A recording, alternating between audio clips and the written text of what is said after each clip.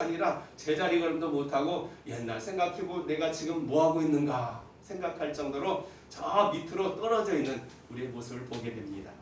근데 하나님은요, 그런 택한 백성들에 대해서 그냥 야, 너 지금 네 꼴이 뭐냐고 책망하지 않습니다. 우리를 스스로 자신을 돌아보게 만들고 하나님의 생각하게 하시고 우리 자신이 어떤 자리에 있어야 되는가, 어떤 변화가 필요한가를 깨닫게 하셔서 이끌어 주시는 하나님인 걸 보게 됩니다. 그렇게 이제 베델이 있습니다. 그리고 다시금 야곱은 자기 아버지가 살던 곳, 하나님께서 아브라함과 이삭이 살던 곳, 그곳으로 떠나게 하십니다. 그래가지고 그것으로 가게 되는 거죠. 바로 그것이 브엘세바입니다. 이 브엘세바는 그 가나안의 경계 지역입니다. 애국과 가장 인근한 지역이고 가나안은 가장 끝 부분 경계 지역이죠. 그러나 그쪽에 사람이 많이 살지 않은 곳이고 이제 목초가는 데는 상당히 괜찮은 것 같아요. 그래서 이삭도 거기에 정착하고 있었고 그곳에 가가지고 살게 되어졌는데, 근데 오늘 히브리서 11장 이거에 보면요, 중요한 게 야곱의 삶에 대해서 한 구절로 딱 잘랐어요. 거기 보면은 뭐라고 말했습니까? 이렇게 아주 간단해요. 이 말씀 보면은 야곱이 죽을 때, 믿음으로 야곱은 죽을 때에 각 아들을 축복하고 지팡이 머리를 의지하여 하나님께 경배했다라고 한 말씀이 나오죠. 그 한 구절 속에서 우리는 야곱의 생애를 히브리서 입장에서 본 야곱의 생애를 우리가 정리해 볼 수가 있습니다. 그 말씀 보면은 믿음으로 야곱은 죽었다. 이게 중요한 거죠. 우리가 시작도 중요하지만요, 성도들에게서 가장 더 중요한 건 끝이 어떻게 됐냐가 중요해요. 아무리 과정 속에 잘했다가도 끝을 잘못 냈게 되면 그 모두 쌓았던 명망은 한순간에 와그르 무너질 수밖에 없어요. 사실 우리 삶을 살다 보면 공이 있고 이제 허물이 있고 잘못된 것도 있을 수 있어요. 이것을 갖다가 계산해 보면은 공이 남을지 잘못된 것이 남을지 모르겠습니다만은, 그런데 성경에서 야곱에게 대해서 말하는 믿음으로 죽었다. 어쩌면 오늘도 마찬가지. 오늘 우리가 가장 중요해야 될 것 중에 하나는 뭐냐면 우리가 죽을 때 어떤 모습으로 죽게 되는가. 오늘 우리도 이것을 위해서 기도해야 돼. 우리가 믿음으로 죽을 수 있어야 돼. 오늘 모습처럼 야곱이 나이가 많아가지고 죽을 때 자기 자손들에게 축복하고 죽는 이런 순간이 된다면 얼마나 좋겠어. 그렇지 않고 그냥 어영부영 살다가 물론 환경에 따라 다 달라질 수 있어요. 그냥 중환자실에서 그냥 호흡기 꽂고 있다가 그냥 죽어가는 것, 아니면은 여러 가지 상태가 있겠습니다만은 우리가 항상 그래서 우리가 정말로 하나님 앞으로 돌아갈 때 어떤 모습으로 죽느냐가 참 중요하다고 생각이 되어지고요. 그러난 다음에 성경이 우리가 말하고 싶은 것은 뭐냐면 믿음으로 야곱은 죽을 때 각 아들에게 축복했다. 이게 중요한 것 같아요. 오늘 우리 이런 문화가 있었으면 좋겠어요.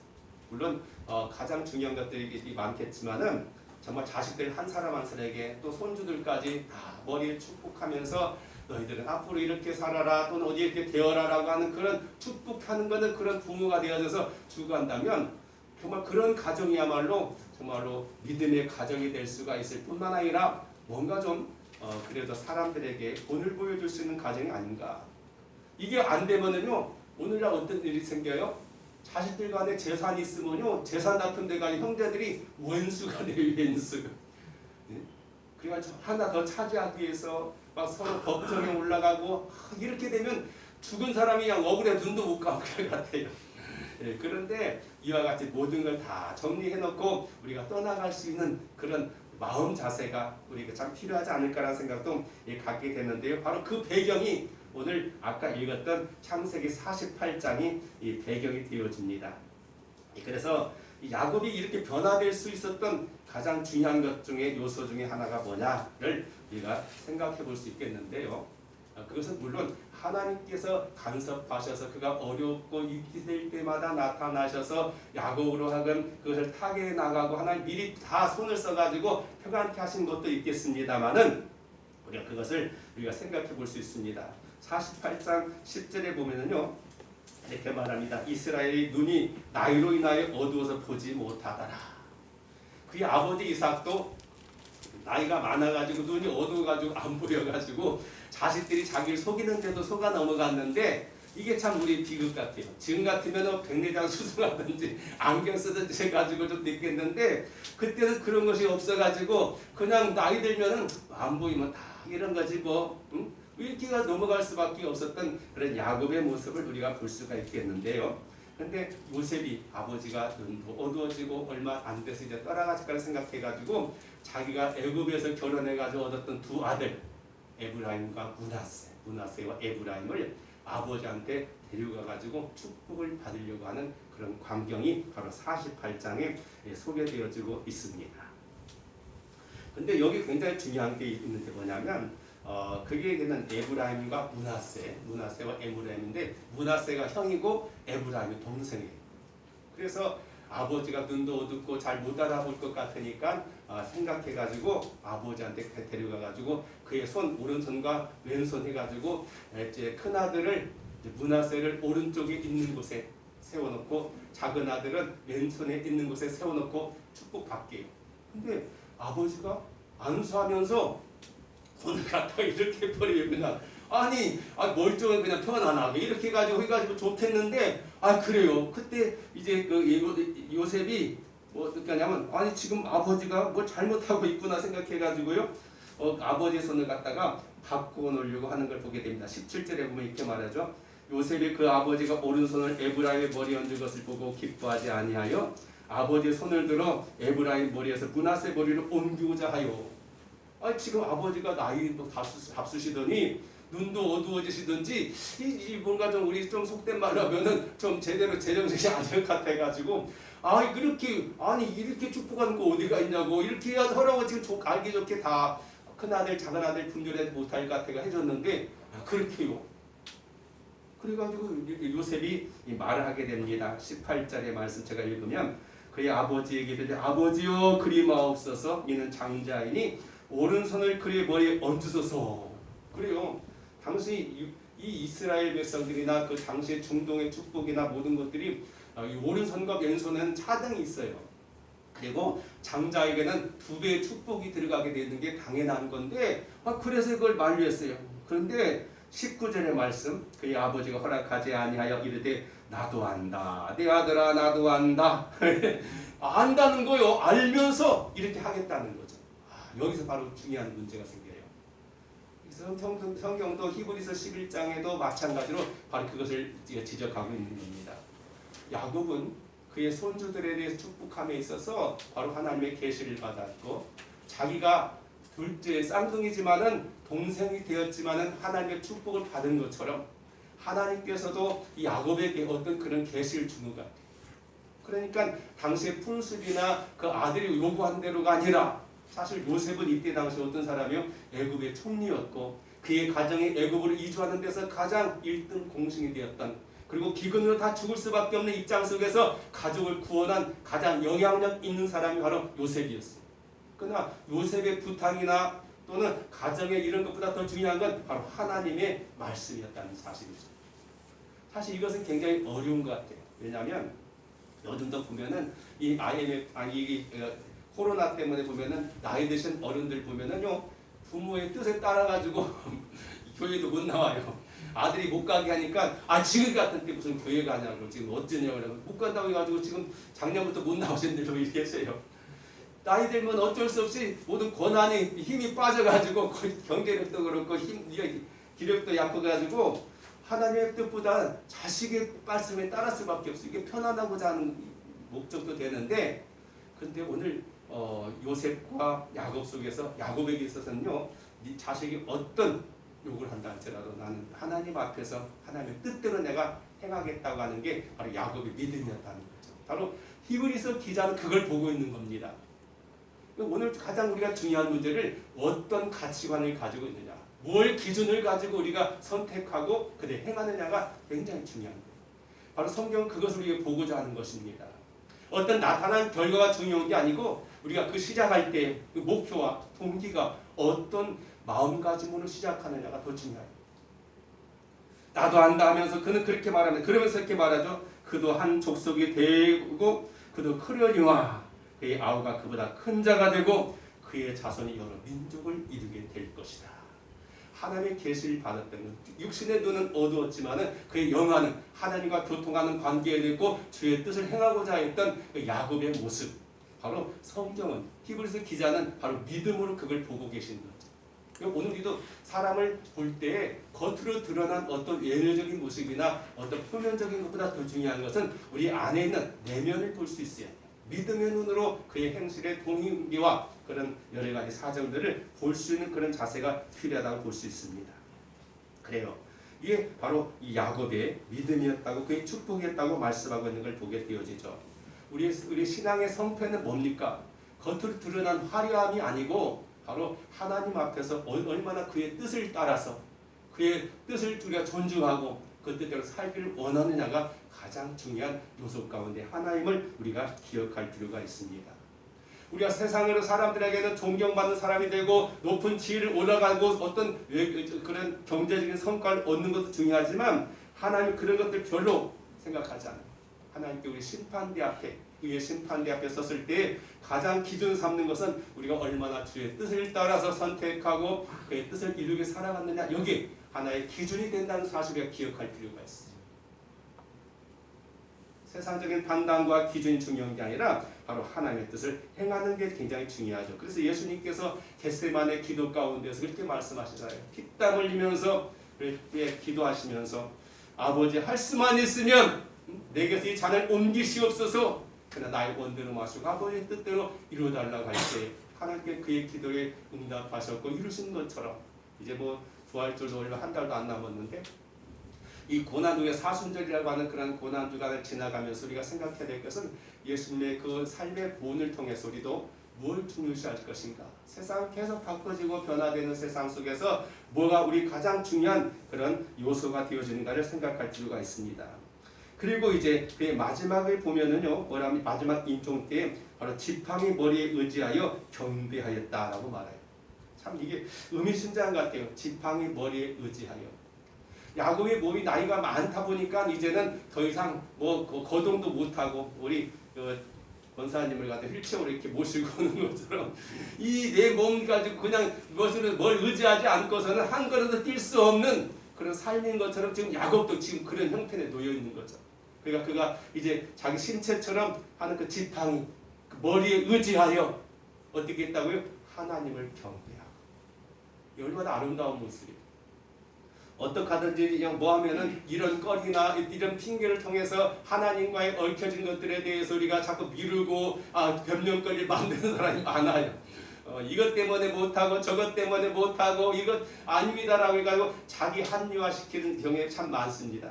근데 야곱은요 지팡이 머리를 의지하여 하나님께 경배했다. 마지막 죽는 순간까지라도 영혼이 움직일 수 있는 그 모든 것을 통해서 어떤 일이에요? 하나님을 경배하는 일에 최선을 다하는 그런 야곱의 모습을 그 속에서 표현을 볼 수 있는 거죠. 정말 아름다운 신앙인의 모습은 바로 그것입니다. 우리가 나이가 많게 되면은 여러 가지 신체의 기능도 떨어지게 되고 또는 여러 가지 우리가 이제 많은 어려움을 겪게 될 수 있어요. 그러나 우리 마음, 우리 정신은, 우리 믿음은 이제 하나님 앞에 바로 설 수 있어요. 그래서 어떤 분들 보면은요 정말 치매 걸려가지고 자식도 못 알아보고 막 그렇게 한대요. 그런 사람들 보는데 그럼에도 불구하고 두 기도문을 갖다 외운 사람들이 있어요. 거기 매여져 있는 거죠. 그냥 완전 삶이 돼버린 거예요. 그냥 자기 피부처럼. 그런 사람도 있습니다. 자식한테 아이고 뭐 여보 아니면 누구요 하는 사람도 그게 속에서 그렇게 있는 사람도 있어요. 정말 뼈저리게 뼛속 깊이 믿음으로 박혀져 있는 사람. 오직 하나님, 오직 예수, 오직 믿음. 근데 이것이 그냥 되는 게 아니라는 말이죠. 평소에 그의 삶 속에서 어떤 생각과 어떤 기준으로 살아갔느냐에 따라서 그렇게 되어지는 걸 우리가 볼 수가 있겠습니다. 그 배경이 바로 창세기 47장 27절에서 31절까지 기록되어져 있는 걸 볼 수가 있겠는데요. 그래서 마지막 시기를 애굽에 보내면서 그렇게 말합니다. 창세기 48장 2절에 4절 보면 이스라엘이 힘을 내어 침상에 앉아, 그래도 항상 누워서 생활하는 것이 야곱의 삶이었습니다. 요셉에게 이르되 이전에 루스에서 전능한 하나님이 내게 나타나 복을 허락하여 내게 이르시되 내가 너로 생육하게 하며 번성하게 하여 내게서 많은 백성이 나게 하고 내가 이 땅을 내 후손에게 주어 영원한 기업이 되게 하리라 하셨느니라. 그래요. 지금 이제 야곱은 어디 살고 있냐면 애굽으로 이주해가지고 온 가족이 다 이주해가지고 고센 땅이라고 하는 지역에서 그의 가정이 살고 있어요. 근데 그곳은 바로 요셉이 통일해 있는 것이고 아주 풍요로운 곳입니다. 아주 그 요셉 야곱의 삶에 있어서는 가장 부유하고 안정된 삶을 살아가는 것이 바로 어디냐? 애굽 땅에 있어요. 그런데 거기서 중요한 게 뭐냐면 야곱이 그의 자식들에게 말하는 그 유언 가운데 뭘 말하냐면 내가 죽거든 이곳에 묻지 말고 나중에 저 가나안 땅에 묻어달라는 거예요. 그의 진정한 고향은 지금 현재 누리고 있는 이 삶이 아니고 이 장소가 아니고 바로 하나님께 약속하신 그곳이 바로 내가 묻힐 것이다. 그것이 바로 야곱의 믿음이었고 고백이었다고 말하고 있는 것입니다. 시편 128편 5절에 6절에 보면 이렇게 말합니다. 여호와께서 시온에서 내게 복을 주실지로다. 너는 평생에 예루살렘의 복을 보며 내 자식의 자식을 볼지어다. 이스라엘에게 평강이 있을지어다 라고 말씀하고 있는 것이죠. 그래서 바로 야곱의 그 삶의 그 정리 마지막을 보면요, 바로 그겁니다. 지금 현재 생활 속에 우리가 만족하면 안 돼요. 대단히 안타까운 것은 교회사적으로 보면은요, 교회가 이제 믿음이 들어가고 복음이 전파되어지고 그러면 변화가 나타나게 돼. 그 사회나 나라나 민족 가운데. 그러면 하나님께 복을 주셔가지고요, 그들이 경제적으로 풍요하게 되어지고 번성하게 되어져. 거기에 막 민주주의도 생기게 되어지고. 그런데요, 문제가 되면 어느 정도 발전을 이루게 되면 그때부터 교회가 타락이 시작돼요. 그렇잖아요. 교회사를 보면은요, 바로 이제 그 로마가 기독교를 핍박했다가 나중에 로마의 국교가 기독교가 되고 난 다음에 완전히 그때 교회는 난리를 얻었어요. 모두가 다 교회로 왔어요. 왜? 교회를 통하지 않고는 아무것도 할 수 없기 때문에. 그래서 나중에 교회가 정말 굉장히 힘을 얻게 될 때는 나중에 한 나라의 왕까지도 교회 앞에 머리 숙여야 되고요. 아니면 아무것도 이룰 수가 없었어요. 그러다 보니까 어떻게 됐습니까? 교회가 타락하게 됐어요. 가지고 나눠지게 되잖아요. 그래서 유럽 쪽이 그렇게 됐습니다. 그리고 영국이 대영제국이라고 하는 그런 전 세계를 지배하는 나라 될 때 그때 문제가 뭐였냐면 그때 가는 그 식민지 갈 때 교회도 같이 가고 교회 지도자도 같이 가서 교회를 세웠어요. 그런 나라들이 이제 2차 대전이 끝나고 나서 막 그 해방되고 난 다음에는요, 다 뭐가 됐냐면 모슬렘으로 바꿔져 버렸어요. 왜냐하면 힘으로 억압해 받아들일 수가 없다는 거죠. 대단히 안타까운 일이 아닐 수가 없어요. 억지로 해가지고는요 안 되는 거예요.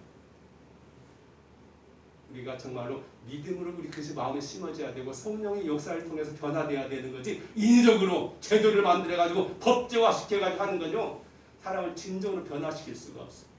그걸 통해서 우리가 억압할 수는 있고 내가 원하는 방향으로 이끌 수는 있어요. 그러나 진정한 변화는 그렇게 이루어지는 게 하나는 그렇게 하지 않습니다. 힘으로 아니라 제도로 하는 것이 아니라 성령의 역사하시는 하나님의 사랑과 은혜를 통해서 변화시키는 우리 알 수 있습니다. 바로 야곱은 그걸 알고 있었어요. 그래서 내가 죽더라도 이 땅이 아니라 바로 저 가나안 땅, 우리 조상이 아브라함이 살았던 그 매장지, 그곳에 나를 묻어달라고 부탁하는 그 야곱의 모습을 우리가 보게 되어집니다. 바로 그래서 야곱이 변화되는 가장 결정적인 순간 중에 하나, 그 고백이 어디에 나오는 창세기 43장에 보면은요, 어떤 일이 나면 야곱에서 정말로 어려운 선택이, 마지막 선택이 거기 있었어요. 왜냐하면 기근이 발생하게 되어지고 그리고 애굽에 가서 식량을 사오는 과정 속에서 아들이 갖다 거의 불무로 잡히게 되어졌어요. 그런데 불무를 갖다 풀어주는 그 이유를 하나는 뭘 제시했냐면 요셉이 막내 아들 자기 동생이었던 베냐민을 데리고 오라고 했어요. 그동안 야곱의 삶에 있어서는 자기 포기가 없었어요. 근데 그때 야곱은 놀라운 그런 고백을 하게 됩니다. 창세기 43장 14절, 전능하신 하나님께서 그 사람 앞에서 너에게 은혜를 베푸사 그 사람은 너의 다른 형제와 베냐민을 돌려보내게 하시기를 원하노라. 그 다음에 내가 자식을 잃게 되면 이르리로다. 야곱의 고백 속에서 이런 고백이 거의 없었어요. 내가 원하는 대로 성취하지, 이게 야곱의 삶이었어요. 근데 여기서 그 아까운 막내 아들, 나의 자기가 사랑했던 이제 아내 나엘이 나타가 죽으면서까지 탄생케 했던 그 배자매들, 내가 자식을 잃게 되면 이르리라 하는 그런 고백 속에서 완전히 변화되고 성숙한 야곱의 신앙 고백이 여기 담겨져 있는 거죠. 여기서 중요한 게 뭐냐면 바로 전능하신 하나님께서 그 사람 앞에 너에게 은혜를 베푸사, 은혜를 알았던 거죠. 바로 오늘 우리가 신앙생활의 성숙은요, 뭘 통해서 할 수 있냐면 내가 막 열심히 노력해서만이 아니라, 물론 그것도 무가치한 게 아니에요. 근데 가장 중요한 하나님의 은혜를 인정하고 받아들일 때 중요해요. 내가 잘해서, 내가 똑똑해서, 내가 현명해서가 아니고 하나님께서 은혜를 베풀어 주시사, 은혜를 아는 신앙될 때. 그래서 바로 사도 바울도 그렇잖아요. 내 모든 것은 뭐라고요? 하나님의 은혜다. 오늘도 그렇게 고백할 수 있어야 돼. 그럴 때 우리는 우리 자신들이 부인되게 되어지고 모든 게 하나님께 영광을 돌리는 삶이 될 수 있어요. 그런데 내가 열심히 해가지고, 내가 잘나가지고, 내가 똑똑하고 현명해가지고, 내가 처신 잘해가지고, 내가 여러 계획을 잘 세워가지고 했다면은 하나님의 영광은 나타나지 않아요. 우리도 이 야곱의 믿음 속에서 그 순간까지 올라갈 수 있어요. 이것은 다른 말로 모든 걸 내려놓고 하나님의 뜻대로 나오는데, 주기도문 가운데 나온 것처럼 하늘의 뜻이 이루어진 것처럼 이 땅에서도 주의 뜻이 우리 삶 가운데 이루어지기를 원하는 그런 고백 속에 담겨져 있다고 믿습니다. 기도드리겠습니다. 사랑하시는 아버지 하나님, 오늘 우리는 야곱의 삶을 통해서 우리 자신들의 또 다른 단면들을 보게 되어집니다. 그러나 우리가 오늘 말씀 속에서 확신할 수 있는 것은 정말 야곱이 그렇게 변화되고 하나님의 믿음의 사람으로 우뚝 설 수 있었던 것이 야곱의 노력만이 아닌 하나님의 은혜였다고 하는 그런 고백을 통해서 또 위로받게 되어지고 큰 소망을 얻게 되어집니다. 비록 나의 모습이 성경에 비춰볼 때 또 내 자신이 인정하기 어려운 그런 부분이 많이 있지만, 그러나 우리가 믿습니다. 우리를 선택하시고 우리를 구원하시고 이를 인도하시는 하나님께서 야곱처럼 온전히 변화되어지고 하나님 앞에 온전히 서게 될 줄로 믿습니다. 주님, 나를 의지하기보다는 우리 하나님을 더 의지할 수 있는 우리의 삶이 되게 하옵소서. 예수님 이름으로 기도드리옵나이다. 아멘. 찬송 드립니다. 399장입니다.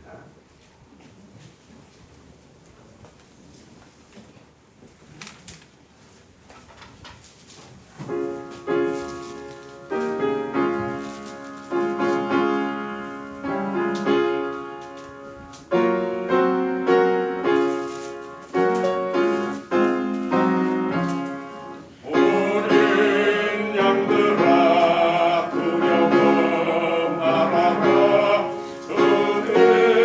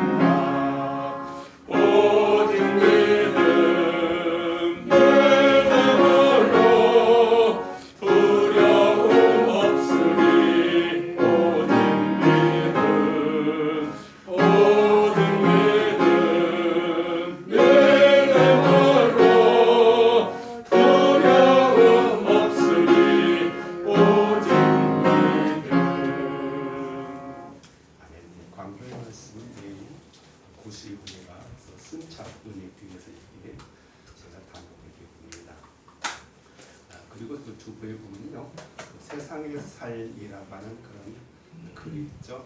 여기 보면 바다 가재에 대한 이야기가 소개되고 있습니다. 바다 가재는 태어날 때부터 그 껍질이 딱 그 견고한 껍질이 있어가지고요, 그대로는 몸이 커질 때 수용이 안 되기 때문에 탈피라고 하는 걸 하게 됩니다. 그런데 가장 어렵고 힘겨워 허약할 때가 되어지는데요. 그러나 그것을 하기 위해서는 어쩔 수 없이 위험을 무릅쓰고 탈피할 때 적응하는 그런 과정을 볼 수 있습니다. 우리 신앙생활과 적용해 갈 수 있는 그런 내용이라고 볼 수 있습니다. 한번 참고로 읽어보시기 바랍니다. 헌금 강구 드립니다. 감사는 이재석, 이덕성 목사님, 가정 완성은 옥수영 집사님 가정, 이재석 목사님 감사를 드리겠습니다. 시간이요. 3월 첫째 주도 주님의 사랑 은혜로 지켜주셔서 감사합니다. 감사함으로써 양문 성도는 가정이었습니다. 11점금 주님의 건강에 저희 가정에서 감사를 드렸습니다. 드려진 예물 감사하게 돌리겠습니다. 좋으신 하나님, 한 주간도 지켜주시고 또 3월 한 달도 주께서 지켜주실 걸 기대합니다. 이와 같이 항상 우리 마음속에 감사의 마음 주시고 이것을 물질로 또는 우리가 찬성으로 입술의 고백으로 표현하신 것도 감사합니다. 항상 우리 감사가 우리만의 감사로 끝나지 않게 하시고 우리 주변에 있는 사람들에게 좋은 그런 바이러스가 되어서 감사의 바이러스로 사람들이 어렵고 힘겨운 때에도 감사의 마음이 넘칠 수 있는 그런 복과 은혜를 허락하여 주옵소서. 우리 구주 예수님의 이름으로 축복하며 기도하옵나이다. 아멘. 우리 좌우사람들 두 눈을 이렇게 인사하시고요.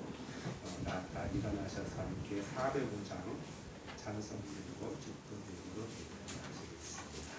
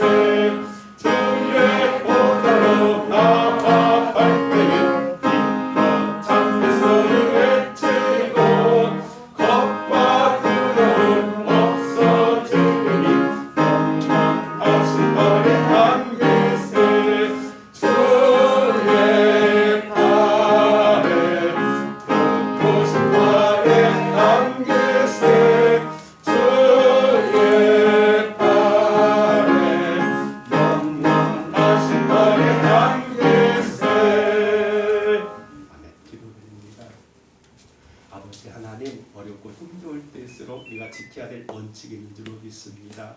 특히 우리 성도들에게서 가장 중요한 것 중에 하나가 바로 믿음이기에 히브리서 11장에 나오는 믿음의 사람들을 통해서 우리 자신을 살펴보고 우리가 나아갈 방향과 삶의 목표를 다시 한번 재정립하는 시간을 갖고 있습니다. 우리가 전해드리고 또 상고해야 될 말씀들 속에서 우리 삶이 온전히 하나님 앞에 인정받게 하시고 또 야곱을, 이삭을, 또 아브라함을 인도하셨던 하나님께서 우리 삶을 붙들어 주신 과정들마다 주의 복이 넘치는 계승되어지는 아름다운 그런 가정이 복된 가정들 되게 하옵소서. 이제는 우리 구주 예수 그리스도의 은혜와 아버지 하나님의 극진하신 사랑하심과 성령의 내주 감동 역사하심의 은혜가 오늘도 주님께 믿음을 예배드리는 모든 성도 가정, 교회, 이 나라, 민족의 주들 영원히 함께 하시기를 간절히 축원합니다. 아멘.